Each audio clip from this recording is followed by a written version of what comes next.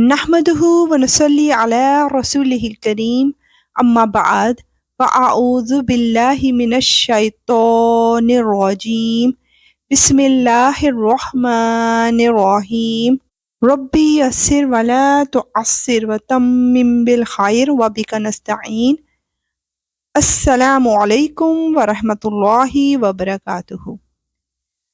آج جس سورہ مبارکہ کا آغاز ہے اس کا نام بہت پیارا ہے، سورہ محمد صلی اللہ علیہ وآلہ وسلم۔ اس سورہ کا چھوٹا سا تعارف، قرآن پاک کی ترتیب کے اعتبار سے اس سورہ کا نمبر 47 ہے اور نزول کے اعتبار سے اس کا نمبر 95 ہے۔ اس میں 38 آیات ہیں اور 4 رکوع ہیں۔ سورہ محمد صلی اللہ علیہ وآلہ وسلم کی پہلی 3 آیات میں 2 قومی نظریہ بیان کیا جا رہا ہے۔ جن لوگوں نے کفر اختیار کر لیا ہے اور دوسروں کو اللہ کے راستے سے روکا ہے، اللہ نے ان کے اعمال اکارت کر دیے ہیں۔ اور جو لوگ ایمان لے آئے ہیں اور انہوں نے نیک عمل کیے ہیں اور ہر اس بات کو دل سے مانا ہے جو محمد صلی اللہ علیہ وآلہ وسلم پر نازل کی گئی ہے، اور وہی حق ہے جو ان کے پروردگار کی طرف سے آیا ہے، اللہ نے ان کی برائیوں کو معاف کر دیا ہے اور ان کی حالت سنوار دی ہے۔ سبحان اللہ۔ یہ اس لیے کہ جن لوگوں نے کفر اختیار کیا ہے وہ باطل کے پیچھے چلے ہیں، اور جو لوگ ایمان لائے ہیں وہ اس حق کے پیچھے چلے ہیں جو ان کے پروردگار کی طرف سے آیا ہے۔ اسی طرح اللہ لوگوں کو بتا رہا ہے کہ ان کے حالات کیا کیا ہیں۔ سبحان اللہ۔ 4 سے 6 آیات میں کافروں کے ساتھ جنگ کے بارے میں ہدایات بیان کی جا رہی ہیں۔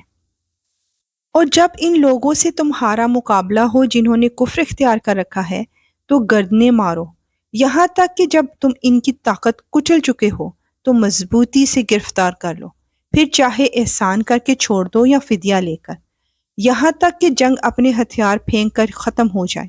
تمہیں تو یہی حکم ہے، اور اگر اللہ چاہتا تو خود ان سے انتقام لے لیتا، لیکن تمہیں یہ حکم اس لیے دیا ہے تاکہ تمہارا ایک دوسرے کے ذریعے امتحان لے۔ اور جو لوگ اللہ کے راستے میں قتل ہوئے، اللہ ان کے اعمال کو ہرگز اکارت نہیں کرے گا، وہ انہیں منزل تک پہنچا دے گا اور ان کی حالت سنوار دے گا، اور انہیں جنت میں داخل کرے گا جس کی انہیں خوب پہچان کرا دی ہوگی۔ سبحان اللہ۔ نیکسٹ آیت میں بتایا جا رہا ہے کہ اللہ تعالیٰ کی مدد کن کے لیے آتی ہے۔ اے ایمان والو، اگر تم اللہ کے دین کی مدد کرو گے تو وہ تمہاری مدد کرے گا اور تمہارے قدم جما دے گا۔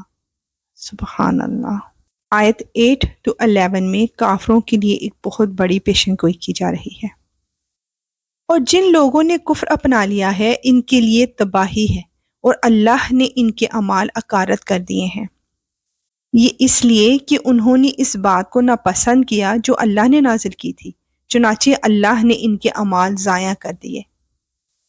بھلا کیا ان لوگوں نے زمین میں چل پھر کر نہیں دیکھا کہ ان لوگوں کا انجام کیسا ہوا جو ان سے پہلے گزرے ہیں؟ اللہ نے ان پر تباہی ڈالی، اور کافروں کے لیے اسی جیسے انجام مقدر ہیں۔ یہ اس لیے کہ اللہ ان لوگوں کا رکھوالا ہے جو ایمان لائے، اور کافروں کا کوئی رکھوالا نہیں۔ بے شک یا رب العالمین ایسا ہی ہے۔ آیت 12 میں اس کوشچن کو آنسر کیا جا رہا ہے جو اکثر ہمارے ذہنوں میں آتا ہے کہ کافر دنیا میں کیوں مزے کر رہے ہیں۔ یقین رکھو کہ جو لوگ ایمان لائے ہیں اور انہوں نے نیک عمل کیے ہیں، اللہ ان کو ایسے باغات میں داخل کرے گا جن کے نیچے نہریں بہتی ہوں گی، اور جنہوں نے کفر اپنا لیا ہے وہ یہاں تو مزے اڑا رہے ہیں اور اسی طرح کھا رہے ہیں جیسے چوپائے کھاتے ہیں، اور جہنم ان کا آخری ٹھکانہ ہے۔ اللہ اکبر۔ یا اللہ، مانوس کر دے ہماری وحشتوں کو ہماری قبروں میں، اور قرآن کی وجہ سے ہم پر رحم فرما، اس کو ہمارے لیے نور، ہدایت اور رحمت کا ذریعہ بنا۔ یا اللہ، جو ہم بھول جائیں ہمیں یاد کروا دینا، اور وہ کچھ ہمیں سکھا دے جو ہمیں معلوم نہیں۔ دن کی گھڑیوں میں، رات کی گھڑیوں میں تلاوت کی توفیق عطا فرما، اور اس کو ہمارے لیے دلیل بنا دے۔ آمین۔ انشاءاللہ ملیں گے نیکسٹ آیات کے ساتھ۔ اب اجازت۔ وآخر دعوانا ان الحمد للہ رب العالمین۔ سبحانك اللهم وبحمدك أشهد أن لا إله إلا أنت أستغفرك وأتوب إليك۔ السلام علیکم ورحمۃ اللہ وبرکاتہ۔